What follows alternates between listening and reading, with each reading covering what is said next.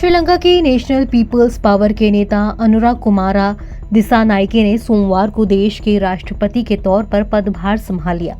रविवार को चुनावी नतीजों के बाद उन्हें देश का नया राष्ट्रपति चुना गया था। भारत के पड़ोसी श्रीलंका में हुए इस सत्ता परिवर्तन से चीन खुश हो गया है। चीनी एक्सपर्ट्स ने दिसानायके की जीत को बीजिंग के लिए फायदेमंद बताया है। चीन के सरकारी अखबार ग्लोबल टाइम्स ने तो नए श्रीलंकाई राष्ट्रपति की जमकर तारीफ की है।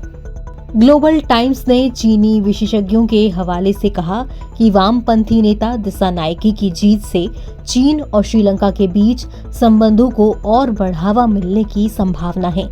लेख में दिसानायके के कार्यकाल के दौरान चीन के साथ संबंधों को मजबूत करने के लिए व्यवहारिक और दोस्ताना दृष्टिकोण अपनाने की उम्मीद की गई है। ग्लोबल टाइम्स ने चीन और श्रीलंका के बीच एक दशक में लगातार मजबूत हुए संबंधों का जिक्र किया और कहा कि श्रीलंका के नए प्रशासन के साथ इन संबंधों की जोड़ी को और भी बेहतर बनाने की उम्मीद है। इसमें कहा गया कि दिसानायके की पार्टी चीन के साथ कई वैचारिक समानताएं साझा करती है और बीजिंग के साथ देश के संबंधों को महत्व देती है। हालांकि दिसानायके के सामने भारत और चीन के बीच संतुलन साधने की चुनौती भी होगी।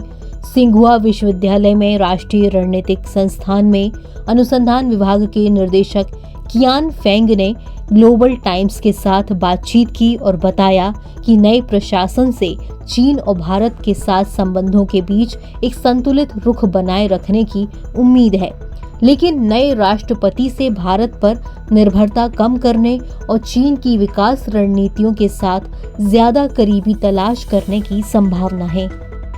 ग्लोबल टाइम्स ने एक्सपर्ट्स का हवाला देते हुए कहा कि श्रीलंका का नया प्रशासन देश की अर्थव्यवस्था के विकास और अपने लोगों की आजीविका में सुधार को प्राथमिकता देगा। ये दिखाता है कि चीन श्रीलंका संबंधों के लिए महत्वपूर्ण संभावना है। चीन भी इस दक्षिण एशियाई देश को BRI में एक महत्वपूर्ण हिस्से के तौर पर देखता है। बीजिंग ने श्रीलंका में बंदरगाहों समेत कई बुनियादी ढांचा परियोजनाओं में निवेश किया हुआ है। दरअसल लंबे समय बाद श्रीलंका में हुए चुनावों को लेकर भारत में भी हलचल मची हुई थी। इन चुनावों में अनुराग कुमारा दिसानायके को जीत मिली और वो श्रीलंका के सबसे शीर्ष पद पर काबिज हो गए हैं। लेकिन पड़ोसी देश में लंबी राजनीतिक अस्थिरता के बाद अब दोबारा एक स्थिर सरकार की बहाली होने जा रही है। ऐसे में ये वाकया भारत के लिए काफी अहम हो जाता है।